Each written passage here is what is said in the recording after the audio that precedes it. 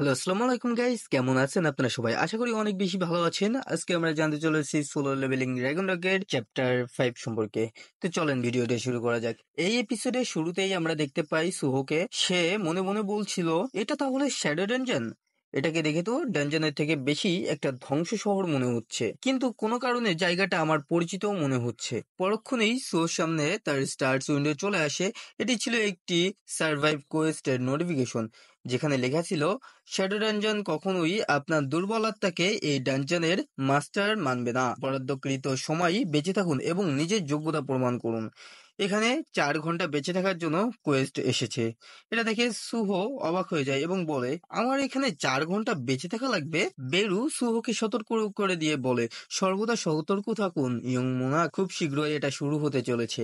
এটা বলতে বলতেই সুহোর পেছন থেকে একটা ছোট মনস্টার সুহোর উপর অ্যাটাক করে দেয়, কিন্তু সুহো সেটা বুঝতে পারে এবং উল্টা সেই মনস্টারকে একটি কিক মেরে দেয় এবং বলে, এটা আমাকে অবাক করেছে। তখন আমাদের সেই মনস্টারটাকে দেখানো হয়, যেটি ছিল একটি গবলিন স্কাউট। এই মনস্টারটাকে দেখে সুহো বলে, একটা গবলিন স্কাউট? বীরু বলে, এটা স্কাউট, তার মানে এর কাছাকাছি আরো থাকতে পারে। এটা শুনে সুহো সেই গবলিন স্কাউটের উপর অ্যাটাক করে দেয় এবং বলে, তাহলে এটা তার সঙ্গীদের ডাকার আগেই আমাকে এটাকে শেষ করতে হবে। এটা দেখে বেরু সুহোকে আবার সতর্ক করে দিয়ে বলে, ইয়ং মোনাক, এটা সত্যি যে গবলিনরা খুবই দুর্বল হয়, কিন্তু এত বেপরোয়া? এরপর আমরা সুহোকে দেখতে পাই যে অলরেডি গবলিন স্কাউটের কাছে পৌঁছে গিয়েছিল এবং বলে, এটির নামে কোনো রং নেই, তার মানে এটি আমার থেকে দুর্বল বা আমার সমান শক্তিশালী হবে হয়তো। এটি বলেই সুহো গবলিনটার হাতে আঘাত করে এবং গবলিনের হাতে থাকা একটি কুড়াল নিয়ে নেয়, যার ফলে সুহোর স্টার্ট উইন্ডোতে নোটিফিকেশন আসে যে আপনি একটি আইটেম পেয়েছেন, যেটি একটি গবলিন স্টোন এর কুড়াল। সুহো কুড়ালটি গবলিনের মাথায় মেরে দেয় এবং এর ফলে গবলিনটি সেখানেই মারা যায়। গবলিনকে মারার পর সুহো বেরুর উদ্দেশ্য বলে, দেখেছো, যারা আমার থেকে শক্তিশালী তাদের নামের রং আছে? বেরু বলে, হ্যাঁ দেখেছি। এরপর সুহো আর বেরু হঠাৎ করে একটি শব্দ শুনতে পায় এবং ওরা যখন সেদিকে তাকায় তখন দেখতে পাই একটি গবলিন ল্যাম্পপোস্টের উপর বসে কোনো একটা জিনিস দিয়ে অনেক শব্দ করছিল এবং নিজের সঙ্গীদের ডাকছিল।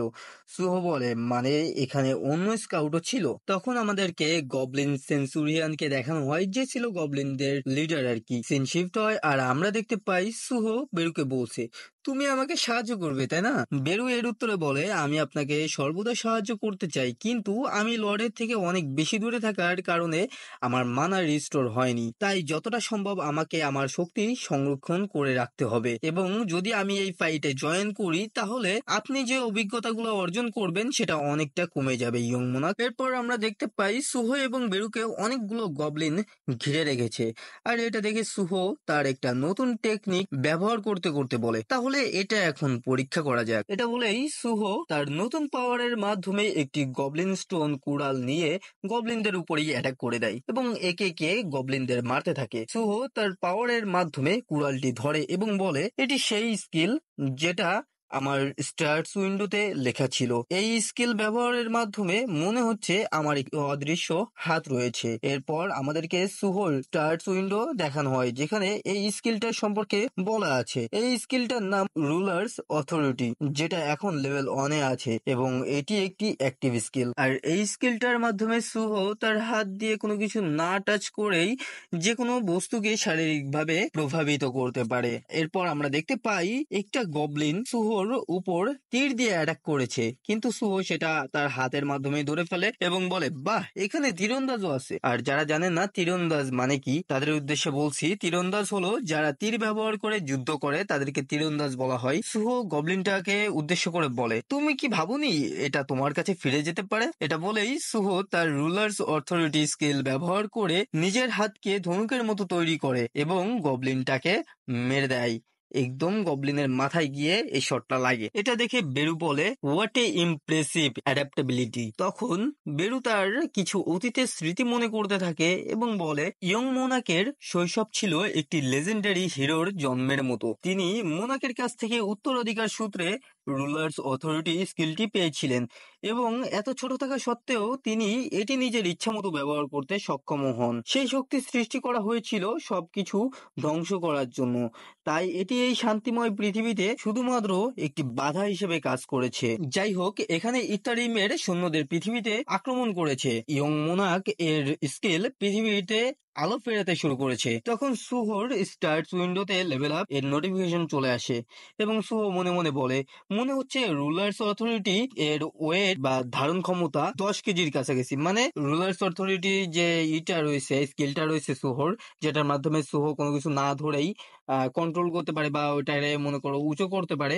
ওইটা 10 কেজি পর্যন্ত উঁচা করতে পারবে, এর থেকে বেশি পারবে না, এটা আর কি বলা হয়েছে এখানে। পরক্ষণে একটা গবলিন স্কাউট পিছন থেকে এসে একটি সোয়ার্ডের মাধ্যমে সুহোর পেটে ঢুকিয়ে দেয় বা আঘাত করে। সুহো গবলিনটার মুখে অনেক জোরে একটা পাঞ্চ করে তাকে মেরে দেয়। সুহো তার ক্ষত স্থানে এক হাত দিয়ে চাপ দিয়ে ধরে রেখে, যেটা দেখে বেরু টেনশন করতে থাকে। সুহোর এইচপি তখন 190 থেকে কমে 160-এ পৌঁছে যায়। সুহো আঘাতপ্রাপ্ত হয় এবং এর জন্য গবলিনদের লিডার অনেক খুশি হয়ে যায় এবং সে সুহোর উপর অ্যাটাক করতে চলে আসে। সুহো তার পেটে ঢুকে যাওয়া ছুরিটা বের করতে করতে বলে এটা যন্ত্রণাদায়ক, কিন্তু এবং এটা বলার পরপরই সুহো অনেক বেশি সিরিয়াস হয়ে যায় এবং গবলিন লিডারের দিকে জোরে দৌড় দেয়। এরপরই গবলিন লিডারের উপরে অ্যাটাক করে দেয় এবং এই অ্যাটাকেই গবলিনের লিডার সে আর কি মারা যায়। এটা দেখে বাকি গবলিনরা ভয়ে কাঁপতে থাকে, বাট সুহো অলরেডি তাদের উপরেও অ্যাটাক করে দিয়েছিল। সিন শিফট হয় এবং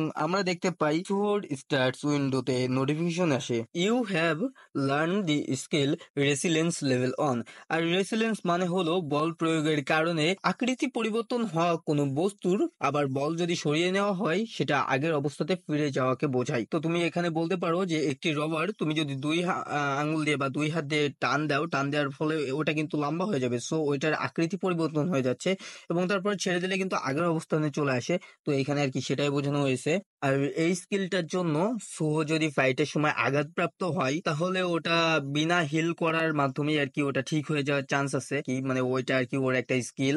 ওই শরীর মনে করো যদি হাত পা যদি ভেঙে যায়, তো ফাইটের সময় হাত পা ভেঙে গেছে বাট ফাইটের পরে ওই ওইটা আবার অটোমেটিকলি ঠিক হয়ে যাবে, অন কাইন্ড অফ এমনই। তো এবার স্টোরিতে ফিরে যাক। আমরা দেখতে পাই সুহো একসঙ্গে অনেকটা লেভেল আপ হয়ে যায়, কারণ কি সুহো অনেকগুলা গবলিনকে মেরে ফেলেছিল। সিন শিফট হয় আর দেখা যায় সব জায়গায় গবলিনসদের মৃতদেহ পড়ে আছে এবং সুহো একটি নষ্ট গাড়ির উপরে বসে আছে। স্টার্টস উইন্ডোতে নোটিফিকেশন আসে, আপনি কোয়েস্ট কমপ্লিট করেছেন। বেরু সুহোকে বলে, আমি বেরু কখনো সন্দেহ করি নাই যে আপনি এটা পারবেন না ইয়ং মোনাক। কিন্তু এটা শুনেই সুহো রেগে যায় এবং সুহো রেগে বেরুকে বলে, তুমি তাহলে সত্যিই শেষ পর্যন্ত আমাকে সাহায্য করলে না, তাই না? তখন সুহোর সামনে একটা নোটিফিকেশন আসে, আপনি কোয়েস্ট কমপ্লিট করার ফলে আপনি একটি রিওয়ার্ড পেয়েছেন, আপনি কি এটা চেক করতে চান? সুহো রিওয়ার্ডটা চেক করে, রিওয়ার্ডটি ছিল একটি রুন স্টোন। এটা দেখে সুহো বলে, রুন স্টোন? যদি আমি এটা ব্যবহার করি তাহলে আমি শ্যাডো এক্সট্রাকশন স্কিল শিখতে পারবো। আর এটা দেখে বেরু অনেক উৎসাহের সঙ্গে বলে, ইয়ং মোনাক তাহলে শ্যাডো এক্সট্রাকশনের স্কিল পেতে চলেছে। এরপর সুহো নিজের পেটের দিকে তাকাই যেখানে গবলিন আঘাত করেছিল। সো বলতে থাকে, এখন আমি এটা বুঝতে পারলাম, আমি ফাইট করার সময় এই স্কিলটি ব্যবহৃত হয়েছে। মনে হচ্ছে আমি যখন অ্যাওয়াকেন্ড হয়েছিলাম তখন লেভেল আপ সিস্টেমের সঙ্গে আমি এটাও পেয়েছিলাম। সুহো এতক্ষণে যে স্কিলটা নিয়ে কথা বলছিল সেটা হলো রেসিলেন্স। এই ফাইটের পর যার ফিজিক্যাল ডিফেন্স 20% বৃদ্ধি পেয়েছে। সুহো মনে মনে বলে, আমি ভেবেছিলাম আমি একজন আনঅ্যাওয়াকেন্ড, কিন্তু আমি আসলে সব থেকে স্ট্রংগেস্ট শ্যাডো সিলভার স্পুন নিয়ে জন্ম নিয়েছি বা এমন কিছুই। এরপর সুহো রিওয়ার্ডটা অ্যাকসেপ্ট করে নেয় আর এটার ফলে সুহোর হাতে রুনস্টোনটি চলে আসে। সুহোর কাছে নোটিফিকেশন আসে, রুনস্টোনটি ভেঙে শ্যাডো এক্সট্রাকশনের স্কিলটি গ্রহণ করতে হবে। যেটা দেখে সুহো রুনস্টোনটি ভেঙে ফেলে। স্টার্টস উইন্ডোতে এই স্কিলটা সম্পর্কে নোটিফিকেশন চলে আসে। এই স্কিলটার নাম ছিল শ্যাডো এক্সট্রাকশন। যার জীবন শেষ হয়ে গেছে এমন একটি দেহ থেকে মানা বের করুন এবং শ্যাডো আর্মি তৈরি করুন। মৃত্যুর পর থেকে যত বেশি সময় যাবে এটার শ্যাডো এক্সট্রাকশনের ব্যর্থতার পার্সেন্টেজ তত বেশি বৃদ্ধি পাবে।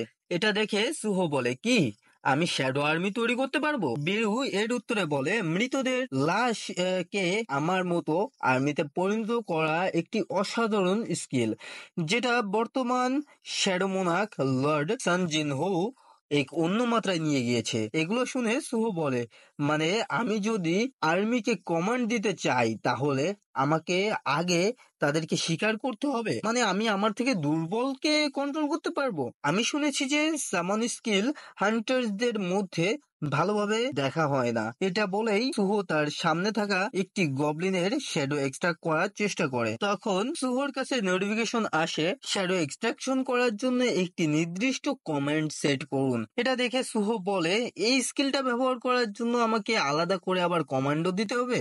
যদি এটি একটি কমান্ড হয় তাহলে এটি হওয়া উচিত। এবং এটা বলার পরই আমরা দেখতে পাই সুহো বলে রাইট। আর এখানেই এই চ্যাপ্টারটি শেষ হয়ে যায়। আর যারা জানতেন না তাদের উদ্দেশ্যে আমি বলতেছি, এই অ্যারাইস এই কথাটার মানে হচ্ছে উঠুন। দেখা হবে পরবর্তী ভিডিওতে। আল্লাহ হাফেজ।